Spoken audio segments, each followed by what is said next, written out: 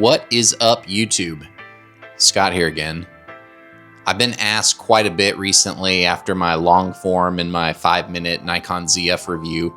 Hey, can you share your settings? Can you kind of walk through how you've set the camera up? People seem to be interested in that. And so I wanted to share some settings that mostly affect your overall output. Some that are kind of quality of life tweaks. Some that are really buried that I've discovered that I really like and I don't see many people talking about. So I'm gonna try to sort of go in order as if you're in the menu and you're going top down, A through D. These may be a little bit disjointed or out of order, but I will tell you the menu location for each one of these. And we're gonna start with image quality. So first things first, I got 2 memory cards in the ZF. I've got a high-speed SD card, and then I've got just a run-of-the-mill 256 gig micro SD card, which is there for backup. It's there for emergency use only. It's there for peace of mind, and I am shooting in backup mode, which means it's writing to both cards simultaneously. There's a little caveat to that in that there's nothing in the UI that tells you only have one card loaded that I can tell. And so there have been situations where I go out with no SD card, only the micro SD card, and I'm shooting and it's fine. The camera's happy, but I get back and I go to eject my SD card and it's not there. There is a process in which you can copy files from the micro to the main. It's very time consuming and it's a little bit clunky. We'll go through that later. It's good to know, but you shouldn't rely on it. And I wish Nikon, kind of like Fuji will not allow you to shoot if even one of your 2 cards is out. I wish Nikon would implement that. So if you're listening, Nikon, that would be a great feature ad. Anyways, I digress. Number 1 is image quality. And I shoot both RAW and JPEG. And the reason I do that, sometimes I like the JPEGs. More importantly, the camera will use a JPEG in playback mode if a JPEG exists. If a JPEG doesn't exist for that file, it uses a little 2 megapixel thumbnail that is attached within the RAW file.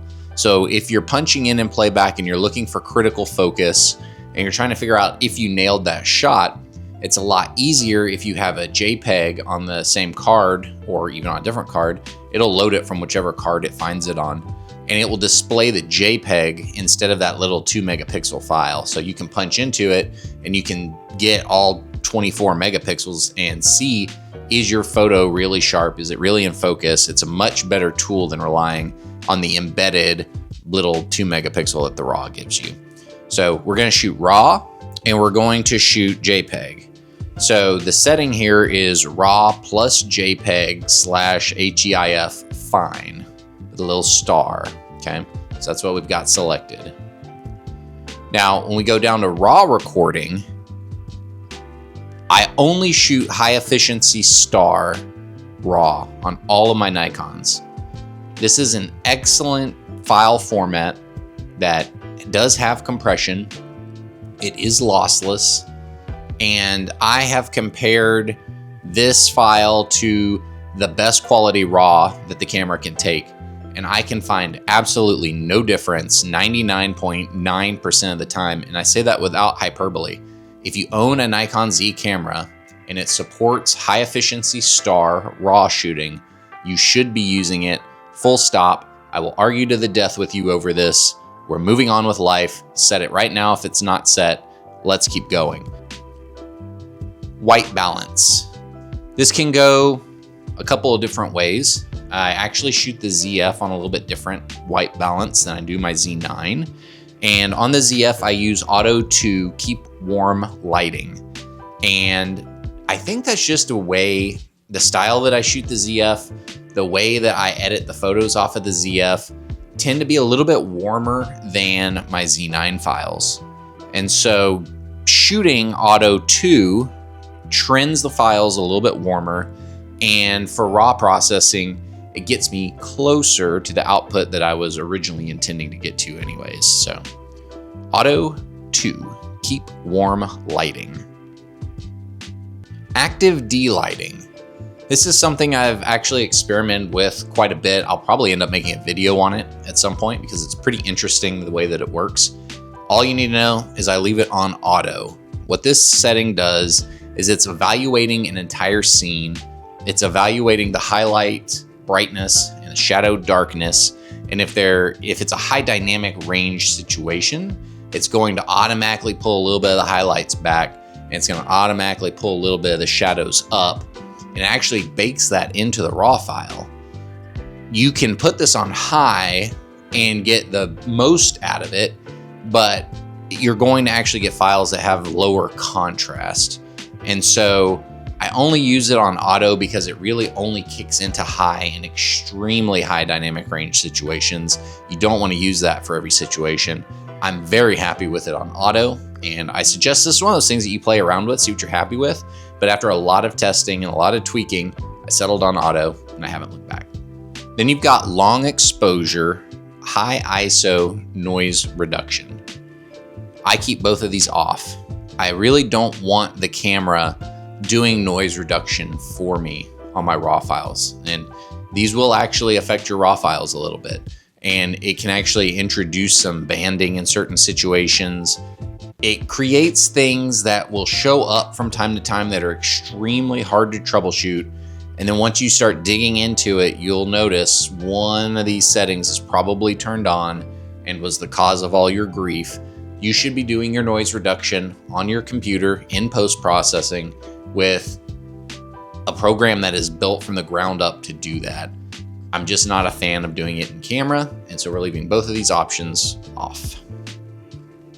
So metering is an option within this menu, and I'm always shooting one of two meter modes. I'm either doing matrix metering, which is looking at your entire scene. It's evaluating all of the highs, all of the lows, and it's trying to get you an exposure that's pretty well balanced. You can clip your highlights if you're shooting at EV0 and you're in matrix metering. Technically, I mean, it's supposed to be trying to prevent that, but it certainly can happen. So in really high contrast situations, I will often switch to highlight metering. And highlight metering is I'm only gonna protect the highlights. Your camera is going to shoot pretty dark. Your files will need to be, the shadows need to be raised. Maybe the overall exposure needs to be raised in post, but it's doing its best to protect the highlights. If you go to B5 on the ZF, there's an option called Fine Tune Optimal Exposure. And I played with this. The only option that I've changed is highlights. And I've set it to plus 2 out of 6. And so what that is doing is when you're in highlight metering mode, what the camera is basically doing is shooting at -1 EV. So by applying a plus 2/6, you're actually raising that 1/3 of a stop. So you're actually shooting it, 2/4 a stop under 0 instead of a full stop under 0. I found a full stop under 0, actually, it's just too dark. It saves the highlights and then it goes too far. So shooting at 2/6 gets the highlights almost like right back up to the edge of where they would start to blow out, and then it protects them. Again, these are things that you should practice with. You should try for yourself and see what you like. But after a lot of experimenting, 2/6 is where I've settled on that. All right, so moving down the list, we've got A4. And this option lets you toggle between a subset of the focus points on the camera or using all focus points on the camera. I find the processor in the ZF is just fine. I select all focus points. And when I'm in a mode where I'm doing eye tracking, kind of like I'm doing right now, it allows it to be more precise as the eye tracks across the frame. It's not making these big jumps between focus points that are a little bit further apart. It's using every phase detect autofocus point on the sensor for better performance. So that's what I use. A8 is limit AF area mode selection. So this is completely personalizable. You should do what you need to do. Put your favorite autofocus areas in here. But what I will tell you that I have done is just remove all dynamic areas. These were a holdover from the Nikon DSLR days. I find them to be largely imprecise. I find area autofocus with subject tracking much better than them. And then if I need to be precise, I like to use single point. And what dynamic is it's a single point in the middle, and then it's sort of this matrix of dots around that. And so your focus could literally be in the middle or on any of the dots, and there's no visual indicator to show you where your focus point actually is. And so for that reason, I prefer to see a bounding box with subject detection, or I just like to use single point, and I know the focus will be somewhere inside this tiny little box and I don't have to wonder. So all I'm doing here is disabling all of the dynamic options. A12 is focus peaking. So I like to have this on for unchipped lenses. If I'm doing manual focus with unchipped lenses, I like to set it to 3, which is the highest setting. And I like using red just because for my vision, that gels the best with me. It's the highest contrast. Also, if you're shooting black and white, it really pops off the screen and it's just really easy to see.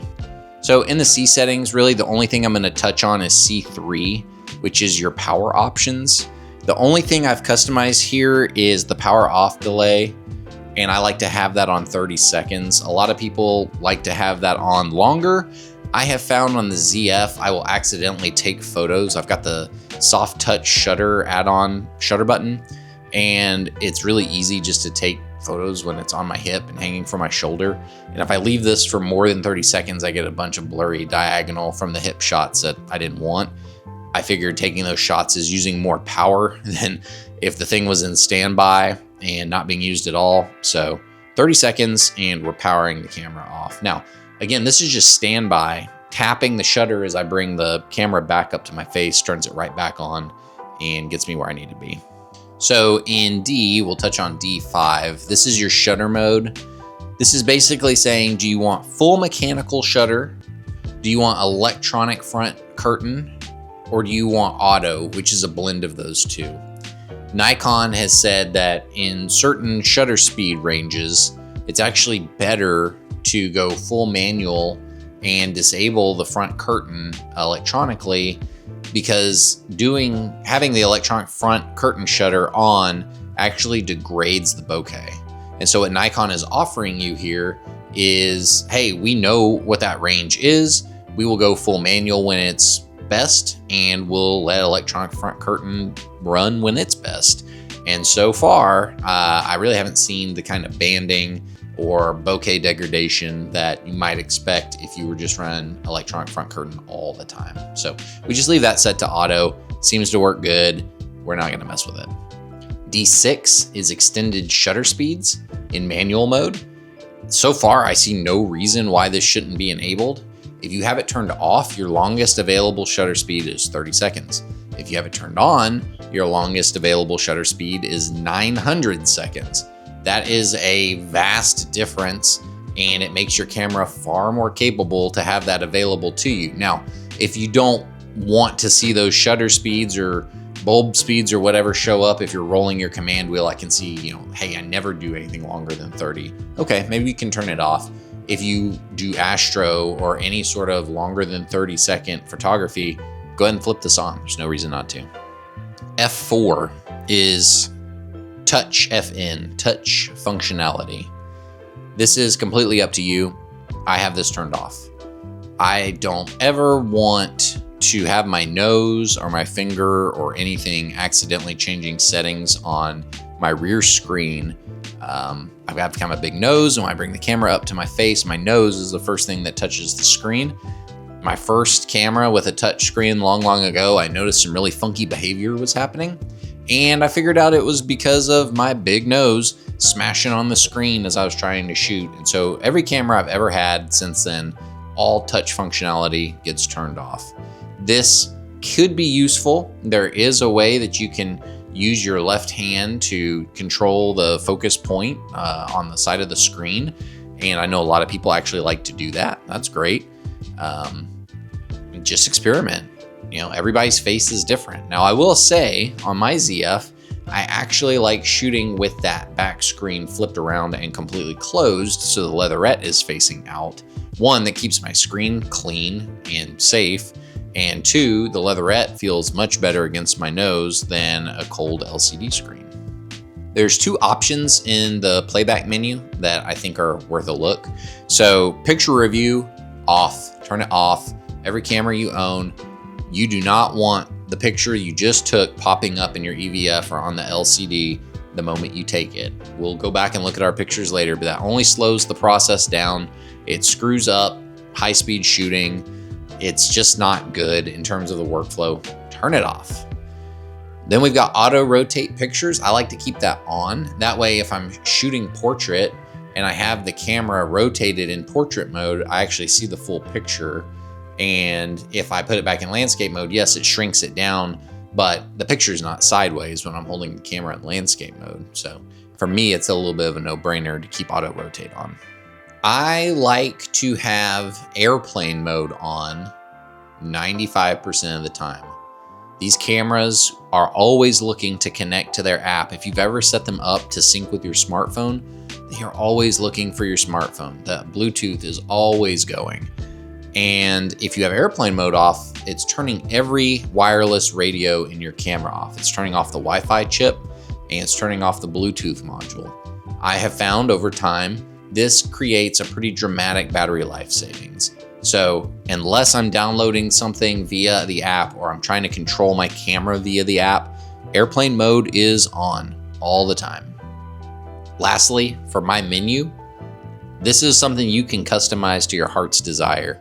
I only have 2 items in here. This is a holding spot for anything in the camera. They allow you to throw in here for quick access that you don't want to have to menu dive for this thing that you're using all the time. You're gonna know after using the camera for a while, what are the things I keep coming back into the menu for? I couldn't surface that onto a function button, or I'm changing the setting a lot, but it's really kind of buried. My menu is there for you to put access to that there. And then like I like to do is have my menu on a custom button so I can jump right to it. I don't even have to hit the menu button, scroll down to my menu, etc. So again, I only have 2 things on this menu. One is formatting my memory cards. I like to start every day or every session with blank, freshly formatted memory cards. I will format generally both memory cards at the same time, or sometimes I actually won't reformat my micro except for maybe once a week. And so it's got the entire week's worth of stuff on it. It's a bigger memory card. I use a 64 in my SD and a 256 in the micro. So theoretically, I could fill up my SD card 4 times, 5 times, and all of those photos would still be on the micro card. So it's kind of nice having that just in case I accidentally remove something off of the SD card before I was ready to, or I delete a file in the field or something like that. So top option is format memory card. The second option is the non-CPU lens data. So I have a couple of lenses that I will adapt to the camera with a dumb adapter. They do not have chips on them. They don't send EXIF data to the camera. And so I've built lens profiles within the camera to say, okay, lens number 1 is a 35 f1.4. Lens 2 is a 58 f2.0. Now, it's really important that you build these profiles for your non-chip lenses because the IBIS unit, it doesn't know what the focal length of your lens is. And so to operate at peak efficiency without a chip telling it this information, it needs to roughly know what focal length and what maximum aperture this lens is, and then it can move in a more precise way. If you don't have these lens profiles built out, you could see some IBIS related blurring of your photos. I've seen that before when I had the wrong lens profile selected. Like the lens profile was for a 35 f1.4, and then I'm shooting a 105 2.5. And I'm like, I'm not getting really good IBIS out of this. And I realized what the deal was, switched over to the correct lens profile, and the IBIS was lights out better. So if you're gonna shoot unchipped, I highly recommend you build out those lens profiles. My menu is a garden for you to plant in. It is, Nikon gives you so many options compared to some other brands about what you can actually stick in my menu. And there is One cool little tip I'll give you, if there is an item that you can place in my menu, but you can't place on a function button, there's a little hack where you can set a function button to choose the top item in your My Menu. And so simply hitting that function button does a shortcut of going to My Menu, looks at what's in the top row, and then immediately executes that. So say I had format memory card and that's in the 1 position in My Menu, and I set a function button to recall that first thing in my menu. Well, if I want to format my card, all I do is hit that function button and boom, I'm up the screen which says, are you sure you want to format your memory card? So there's all sorts of things that are buried in the camera that at first glance you may be like, that's kind of hard to get to, or there's really no good way for me to quickly recall that. Just remember that tip. You can always put it at the top of your My Menu and then set a function button to recall the top item in My Menu. I think that's one of the pretty cool things Nikon has done there. So just as a quick run through of how I have my iMenu set up, we've got AF area mode, subject detection. We've got our focus mode. We have ISO sensitivity. We have white balance if we want to check that or change that quickly. We've got our release mode, which is either, single image or burst. We've got airplane mode for quick toggling. If we want to connect it to a phone, we can come in here and disable that quickly. We have the monitor viewfinder brightness. This one actually changes depending on whether your eye is up to the viewfinder or not. So if I'm looking at the back of the screen, it's for the LCD. If I'm looking through the viewfinder, it's for the EVF. We have the IBIS mode, and I typically leave this in sport mode for just about all shooting. We've got the tone mode. I've actually been experimenting with HDR stills. So here's where I can flip back and forth easily to flip between the two of those. This is focus peaking, just quickly turn it on and off. And the cool thing about this menu is you actually have access to all 3 settings within here. You don't have to menu dive for any of that, but I leave those pretty much, 3 is the high and red is my color. We've got set picture control, which I like to use a couple of custom ones. Toy is what I actually shoot most of my video on, and it's a little bit tweaked. But I can come in here and quickly grab any of those custom picture control modes for JPEG shooting or for video shooting. And then metering. So this is where I would toggle between matrix and highlight. And then if I pick highlight in here, it's actually going to use those custom settings that we talked about earlier. So just to run you through how I've set up my custom function buttons on this camera. The playback button here, I have actually changed to My Menu.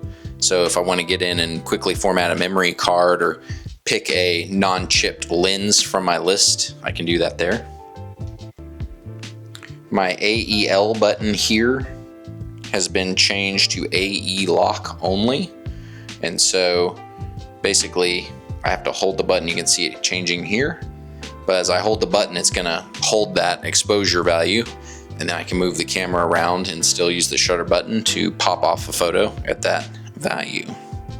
I have the record button up here set to toggle through different autofocus modes, and you can see that it pops that up there. Sorry if that's hard to see, but it pops up, AFC and area mode, and it's telling me that's what I'm in right now. And I can actually use the back wheel to cycle through all the different options there. So we've got AFS, AFC, and manual on the back wheel. And it's kind of hard to do, but if you roll the front wheel with it, you're actually changing your autofocus boxes, the sizes. So wide S, wide L, single point, etc. As you move that point around, I've got the OK button set to reset, which jumps it right back to the middle there. Then this little button here on the front, I've got this programmed to be my playback button. So the default playback button is on the left-hand side of the camera and it requires 2 hands to, if you have your camera in your right hand, you got to use your left hand to hit the playback button. So I hit this button with my 3rd or 4th finger, and I can quickly jump in and out of playback without having to 2-hand the camera. I also turn off every lens button in the settings. I don't like the buttons on the bigger lenses doing things. Yeah, I tend to hit those buttons, or I hold the lens by that button and I end up doing things I don't want to do. So first thing I do, disable all of the lens button options. We want to turn those off.